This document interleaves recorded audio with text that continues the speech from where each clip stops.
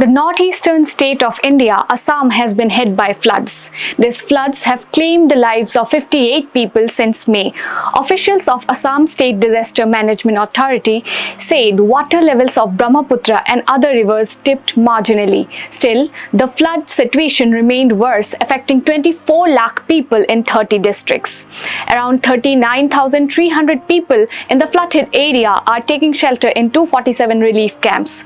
Dhubri and Darrang are the worst affected districts, where 6.49 lakh and 1.9 lakh people have been displaced, according to ASDMA report. The impact has also been felt in Kaziranga National Park and Tiger Reserve, well known for the one-horned rhinoceros, where the floodwaters killed at least 131 animals. Around 96 animals were rescued by forest guards, and 2-month-old rhino was among them. Heavy rainfall also impacted the other northeastern states. Officials from Arunachal Pradesh said at least 7 districts in the central and eastern parts of the state had been cut off due to landslides caused by floods. The affected districts include Lohit, Changlang, Anjo, and East Siang. The state capital of Manipur, the Imphal Valley, has also been impacted by the floods. Assam Rifles rescued around 1,200 people in the flood-struck area.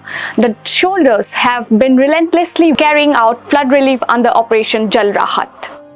Now, we tell you about a heart-wrenching incident that has happened in Jyotinagar, Guwahati. An 8-year-old boy, Abhinash, drowned in a drain amid heavy rainfall on the night of July 4. The incident occurred at night when the child and his father with his cousin were returning home on their scooter.